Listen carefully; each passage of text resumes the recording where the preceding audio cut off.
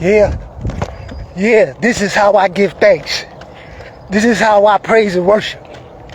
You know, let me put your mind, you know what I'm saying? Let me direct your attention to what if somebody gave you a gift? You know, it might be a priceless gift. Or somebody gave you a car or something that you really hold value for. How would you imagine, or how do you imagine that you would give thanks and praise and worship, you know, and adoration, right? And show gratitude for the gift. Just think about that for a moment, right? You know, think about that. Would you not take care of it? Would you not want to learn about the gift? How you could help it to preserve its value, its worth, so that it could continue to fulfill the very purpose that it possesses within inside of its design? But that's an inanimate object. But what about your life? What about your health? What about your priceless electromagnetic, biochemical anatomy? How priceless is your life? Now ask yourself this question. Are you showing thanks and giving thanks and gratitude?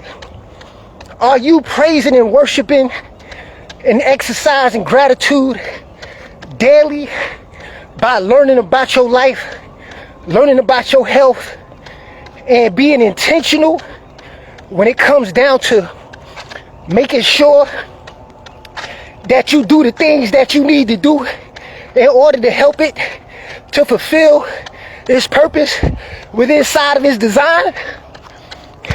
Or are you taking the gift for granted? The gift of life, the gift of mobility, the gift of agility, being capable.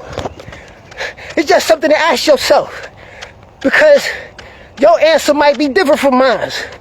You gotta answer that question for yourself. Are you giving thanks and paying all due respect, praise, and worship for the house and the temple of what most people consider to be God? Or are you showing neglect and being disobedient? We were designed to be mobile, to move. Are you giving thanks and praise and worship to the temple by putting the right things inside of your body every day? Are you hydrating yourself? Are you learning about not just what you see on the outside, but are you learning about your internal community, your inner verse? Just like they study the stars, other planets, all of the different suns and different galaxies. What about your trillions upon trillions of cells that's inside of your body, your heart, your brain, your internal solar system? You see, but you gotta be in tune, and you gotta educate yourself, and you gotta love yourself enough to want to give thanks and consistent praise and worship and adoration, so you don't get stuck in what used to be, what you used to do, what you used to could do. You gotta be consistent in loving yourself. So take this as motivation. As you can see, I'm up and deep off in it. Why? Because this is how I give praise. This is how I worship. This is how I show gratitude.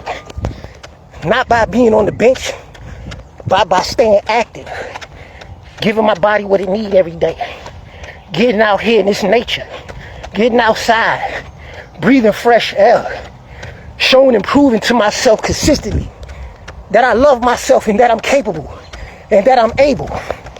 And family, that's the only way that you're going to be able to maintain self-confidence, self-respect, and your dignity within inside of yourself. How you treat yourself is how that becomes the standard when it comes down to how you allow yourself to be treated by others. So love yourself, respect yourself. You know what I'm saying? Don't be afraid to admire yourself.